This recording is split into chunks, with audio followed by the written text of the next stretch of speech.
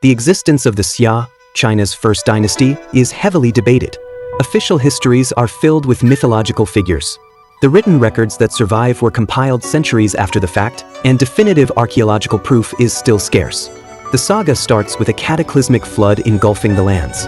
A man named Yu inherited his father Gun's mission to tame the waters. Gun had failed by building dams. Yu succeeded by dredging new river channels. For 13 years he toiled, never resting until the floodwaters receded. As a result, his monumental achievement earned him the unwavering trust of the people. The tribal leaders elevated him to be their paramount chief. In 2070 BC, the collective feudal lords pushed for Yu to assume the throne. He named his new kingdom Xia. He then organized the vast territory into 9 distinct provinces. This act laid the administrative foundation for the entire dynasty. Yu intended to pass power to his most capable minister, Bo, but his ambitious son, Qi, refused to accept this arrangement. The next second, Qi leveraged his father's influence and military power to stage a coup. He violently seized the throne from Bo.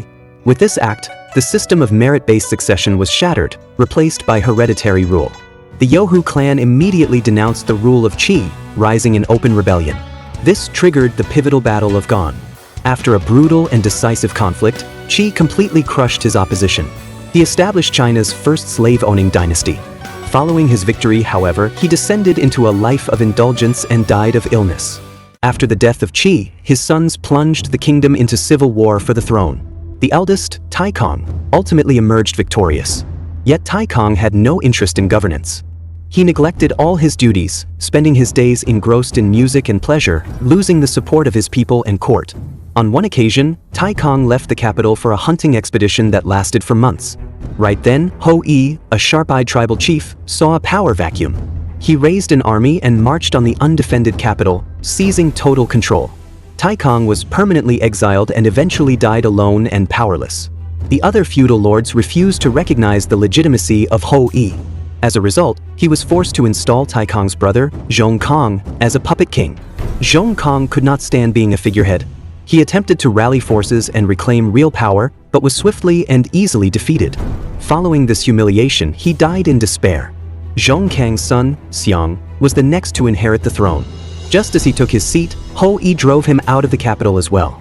With the royal line in exile, Ho-I declared himself the undisputed king. His obsession was hunting, so he delegated all matters of state to his ambitious minister, Hanzhua. Ho-I never suspected the man he trusted completely. In just a few years, Hanzhua methodically gained control of the entire court. In 1974 BC, while his master was away hunting, Hanzhua launched his own coup. He assassinated Ho-I and established his own dynasty, seizing the throne for himself. To solidify his power, Hanzhua initiated a brutal purge. He was determined to exterminate the entire Xia royal line. He hunted down and massacred King Xiang and his entire clan. He believed his work was complete, but he missed one crucial detail. Xiang's pregnant concubine had slipped through the net, escaping back to her family. Not long after, she gave birth to a son, Shao. Shao was raised on the tale of his family's destruction. He dedicated his life to studying statecraft and mastering warfare. When he turned 34, he had assembled a loyal army ready for vengeance. His forces strategically dismantled the power base of Hanzhua. The next second, they besieged his capital. Hanzhua's own men betrayed him, handing him over to Shao to be executed.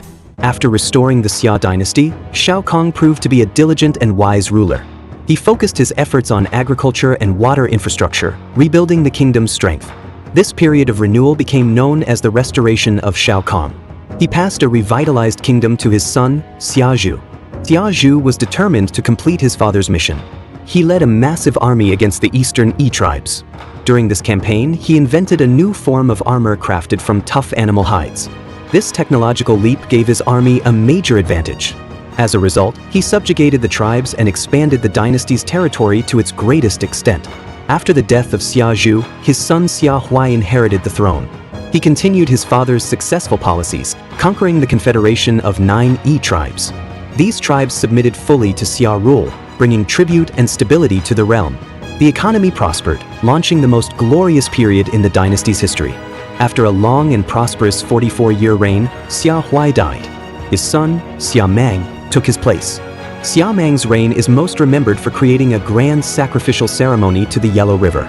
In this ritual, pigs, cattle, and sheep were submerged in the water as offerings to the river gods. Xia Mang's son, Xia, became the 10th monarch of the dynasty. During his rule, the kingdom's strategic focus shifted to the west. He launched multiple military campaigns against Western tribes. He also granted official titles and lands to loyal clans in the region, securing the frontier. His son, Xia Bujang, inherited a powerful and stable kingdom. The nation's strength remained formidable under his leadership.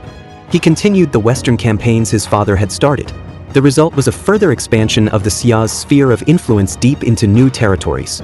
In his later years, Bujang grew deeply concerned about his own son, Kang. He saw him as erratic and unfit to govern. Believing his younger brother Xia was far more capable, he made a fateful choice. He broke the line of succession and passed the throne directly to his brother. When Xia died, his son Xia became king. Xia immediately launched a series of reforms that proved highly controversial. This internal dissent gave his resentful cousin, Kang an opening. The next second, Kang challenged the legitimacy of the rule of Xia. After a chaotic power struggle, Kang successfully seized the throne for himself. Kang brought only ruin to the kingdom. He was a superstitious and cruel tyrant. He ignored state affairs, spending his days in drunken revelry. His corrupt and incompetent rule drove many loyal tribal leaders into open rebellion. The foundations of the dynasty began to crack. Following the death of Kang his son Xia inherited a crumbling kingdom. He worked tirelessly to reverse the decline and restore some semblance of order. But the damage was too deep. After a brief 11-year reign, he died. His son, Xia took the throne next. He desperately sought out wise advisors to help him. He discovered and promoted a capable elder named Guan Longfeng. For a time, under Guan's skilled administration, the government began to function properly again. When Xia died, his son Xia became the final king. Jie was infamous for his unparalleled cruelty and depravity. He terrorized the populace, and the people suffered immensely under his reign. Seeing this terminal decay, a powerful tribal chief named Shang decided the time had come to overthrow the dynasty. Shang employed a clever strategy, defeating the allies of Xia one by one to isolate the king. In 1600 BC, the armies met for a decisive battle at Mingtiao. The demoralized Xia army collapsed almost immediately.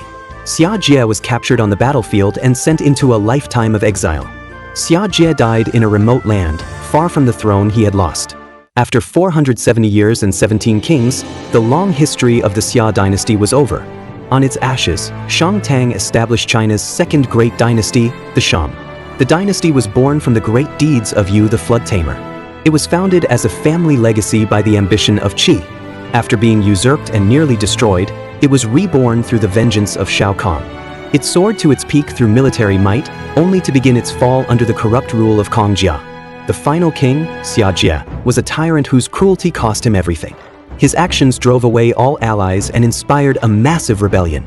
The 4th-century saga of the Xia dynasty illustrates a timeless principle. A ruler who wins the hearts of the people can secure the nation. One who loses them is destined to fall.